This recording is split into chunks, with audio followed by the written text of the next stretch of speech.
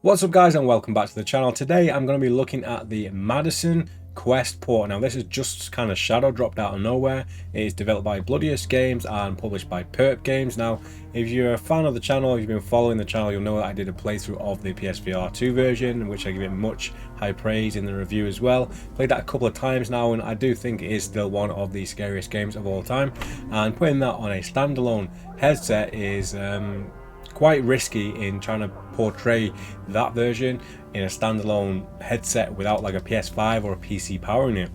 So I want to just give you guys my review, my impressions on the port.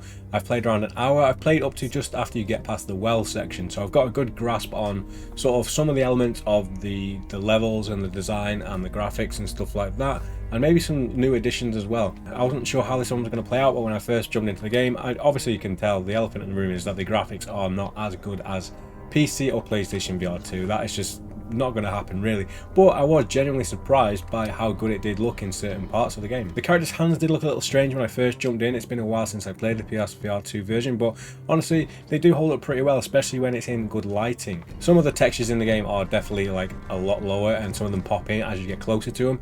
Like one of the sections where you're crawling through the crawl space in the wall and you can see the wall at the end of it, it's kind of blurry until you get closer to it, but then it loads in, it pops in, and it's not the end of the world because once you get there it does look pretty good. For what you're getting on a standalone headset, this is, I mean, as good as it's probably going to get. You could probably optimize this even further, because I do believe this is available on Quest 2 as well, so it runs on the Quest 2, so there's definitely room for improvement if that is so, because the Quest 3 is much more powerful. It seemed like there was a couple of changes that I didn't notice from the PlayStation version. Maybe it's just something that I had turned off in some of the settings, but you did have the option in this one to sort of grab things from a distance, so when you'd like reach towards something, a hand icon would show up and you could actually like pull it towards you by pulling the trigger and pulling the item towards you. So I don't remember seeing that on PlayStation. And also I felt like a couple of items were in different places in the game.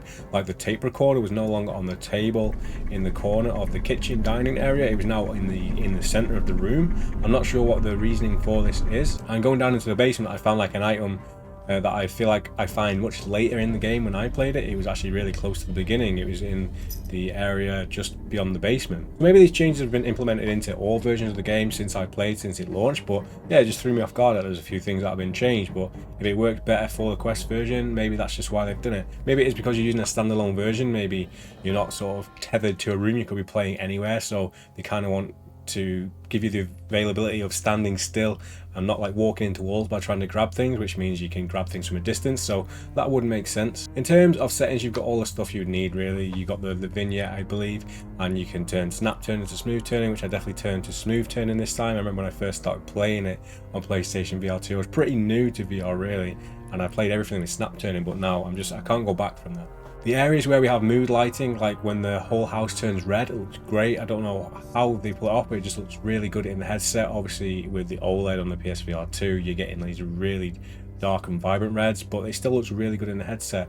Overall, I mean, the Quest it's not an OLED panel, there is backlights in it, so the lighting in the game is a bit different. It's not as dark as it can be in the PSVR 2 version. I feel like it can be a bit overblown at times, and also I feel like when it is dark in the game, it's really dark, like you can't really see until you walk towards something. So when you walk towards a door, it could be pitch black until you get like a meter or two away, so you can't really see where you're going sometimes until you get really close to it. I'm not sure if that's just the way the world is rendered in the Quest version.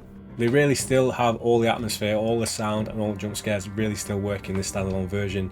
Even if you don't have the fidelity or the colours and the darkness from the other versions, it really does still scare you. Because I remember just playing through it just for the video, just to do a review and get some gameplay footage, and there's multiple times where I still jumped. There's not really too much I can say about this, but if you're a Quest user only, I definitely would recommend checking this out if you really want to play it now. Hopefully if there is room for Quest 3 improvements, then go ahead, then yeah, they've got a lot of room to fill, because they can do a lot with that headset if this is just the Quest 2 version. One of the only bad things I did notice in this port is within the first, say, 5 to 10 minutes, it didn't seem to be as bad as I got further into the game, but it just seemed to appear that there were some frame drops when I was getting into the very beginning of the game, going in between sections. It seemed a bit jittery, and yeah, the frame rate would drop every now and again, but after that it seemed to sort itself out. So whether that's something that was just going on with my version, or if it's something with compiling shaders, or if it can be fixed in a patch, that would be great. But I did notice that. That's the only negative I really did notice. So the game is out now on the Meta Store, and I believe it's $24.99, or it might be UK,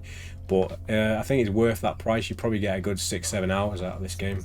While it might not be my preference to choose to play this way, it's something that you could maybe take around to a friend's house and just put them in and scare the hell out of them. If they really want to see what the scariest game in VR is, you can just sort of bring it to them, put it on at a Christmas party, and, you know, see who shits their pants first. Overall, the game in general though, I would highly recommend playing it, especially in VR. I think they did a great job of making a really spooky, immersive, and yeah, jump scare city of a game. Let me know your thoughts down below in the comments section. If you've played multiple versions, have you been waiting for this to come to Quest because you don't have the other headsets? Let me know your thoughts down below in the comments section, and I will see you guys in the next one.